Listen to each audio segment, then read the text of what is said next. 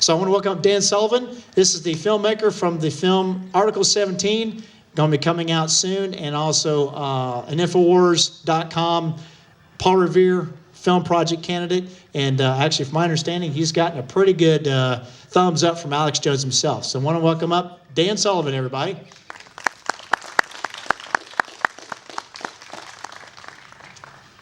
Thank you, Mr. Thomas, for inviting me here. As he said, my name is Dan Sullivan, and I am the director of Article 17, which is a story I wrote about 6 years ago about what's getting ready to happen in our country. So if you want to see a fictional drama to tell you a little bit about what's happening or what's getting ready to happen, that's the place to go. And we should have the pilot episode out within the next month. There's a trailer out there on YouTube now for you guys to check it out, and you can look it up on YouTube. So, yeah, Article 17 on YouTube is how you can look it up. But how about I just talk straight with you all today? How about that? You guys tired of everyone blowing smoke? Let's be honest, we don't live in a free country anymore. I know those words are unsettling, and if I would have spoke them about a decade ago, I'd be called a crazy nut job conspiracy theorist. No, in fact, I was called that the other day. But my conspiracy theories, I would like them to be theories, but they've become fact, and that's what troubles me. You are all assembled here in this park because you likely see some things that trouble you too. But let's cut through the bull and talk about reality without the media being a filter. Your government believes that it is legal and ethical to unapologetically spy on you in violation of your Fourth Amendment. They don't even bother to hide it anymore because they're counting on you not giving a rip or making an excuse like I've got nothing to hide. But if they make lawful activities illegal, then you've got everything to hide. They are counting on you being preoccupied with your busy lives and not noticing what they are up to and doing out in the open. Then when you have the brass to stand up and refuse to take it anymore, they'll sick the tax collectors on you and harass you into giving up your First Amendment rights to speak your mind freely without fear of repercussions or retaliation. They are counting on you giving up and coming to the conclusion that it's not worth all the headache to come out here in the heat or if it rains in the weather.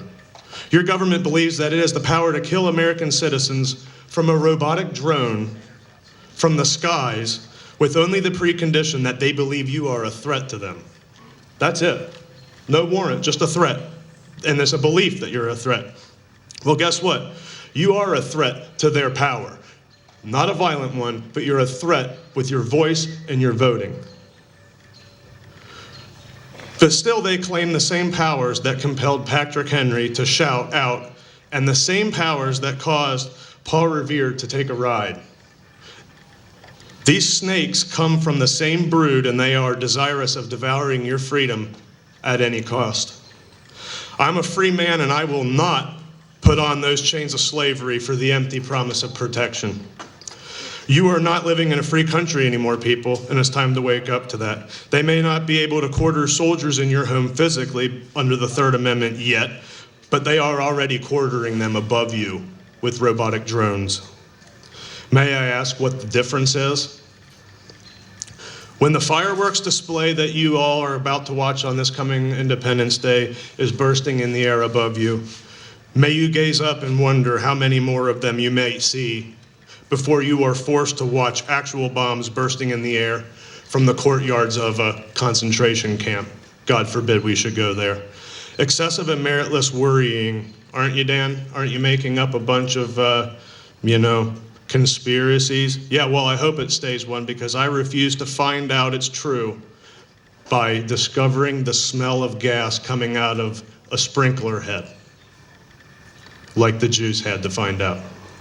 I'd rather be an alarmist that stopped the train by being wrong and over-exaggerating and causing too much of an alert than to appear on the front page of Pravda, of all, as the dead, lifeless carcass of an innocent at the hands of a genocidal maniac.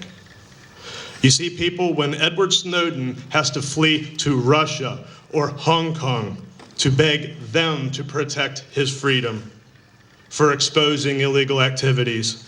You can no longer convince me, no matter how you view Snowden, that we are in the United States of America. No, we are in the United Socialist States of America now, and the beacon of freedom that we once were is dimming. This is not a new fight, people. This is a fight that is as old as the hills, and they're trying to divide this nation into two distinctive camps so they can conquer you. You're waking up to a brave new world where you are already in chains, you just can't see them. Republican or Democrat, it no longer matters. The more divided you are, the quicker you will fall, so polarize yourselves at your own peril. In Nazi Germany, they used leg irons to bind people. In modern tyrannical states, they don't need something so obvious. Your cell phone might as well be tracking you. Your Facebook account might as well as be a log of your day-to-day activities. Why do they need physical restraints? This battle is an age-old battle, and now it's gaining technological abilities that are frightening and could make it impossible for any of us to retreat from.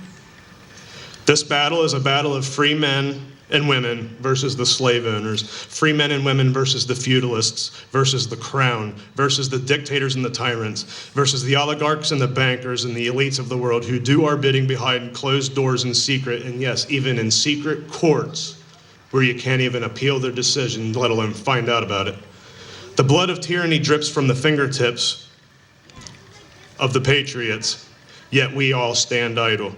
We come out here with lawn chairs and we come to hear great voices espousing the tenets of liberty and freedom, while the snakes are slithering in the grass beneath you and they're calmly slipping the cold, evil steel shackles around your legs in a new and unbelievable digital format that most of you will never even begin to comprehend, let alone feel until they slam the door shut on your ill-perceived utopian attitude about freedom. You see, the chains that bind are the ones that are the hardest to see. Like a dog's shock collar, you don't feel the fence until it jolts you. I should know about these things. I'm a database administrator by trade during the day and the director of films at night.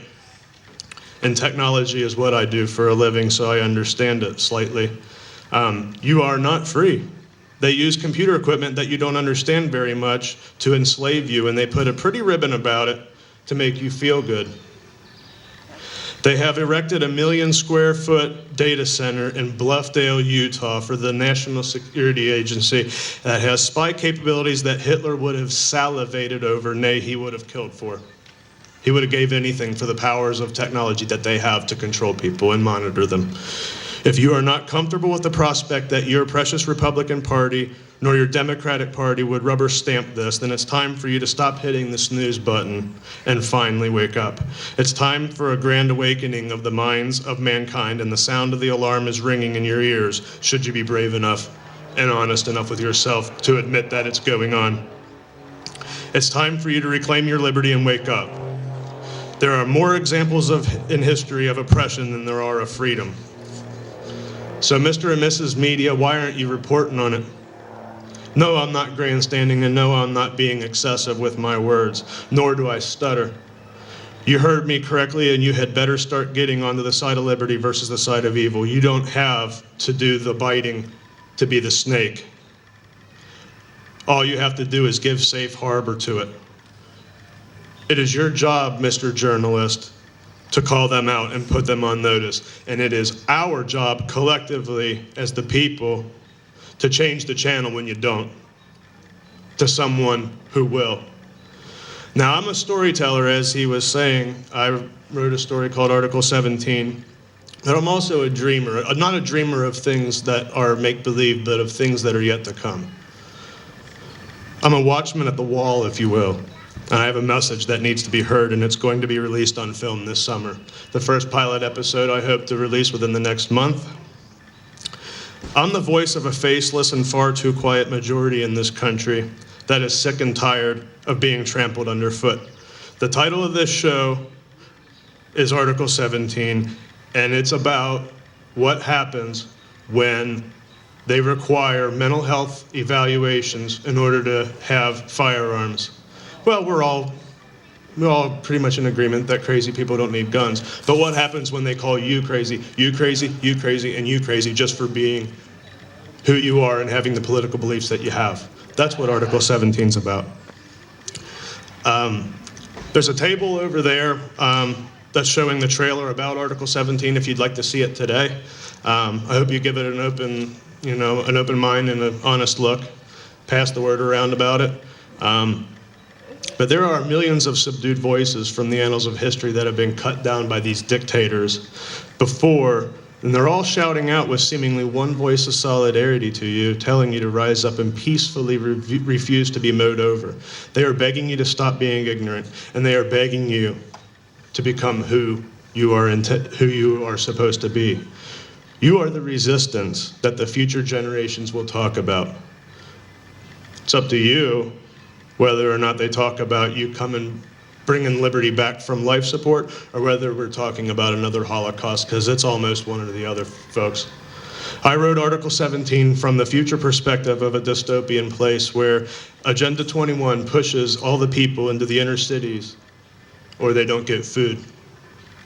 Article 17 is about a future world where dissension is criminal and weapons of defense warrant a life sentence just for possession of them. It's about a future that's crying out to you and pleading with you to wake up because there's no more time to dispute this or that. You're not going to have a time machine in the future to go back and change anything either. Like it or not, you live in these times now, and the decision about what to do about tyranny rising is up to you. I hope you watch and enjoy Article 17. Thanks, I'm Dan Sullivan, and I disapprove of this mess we're in.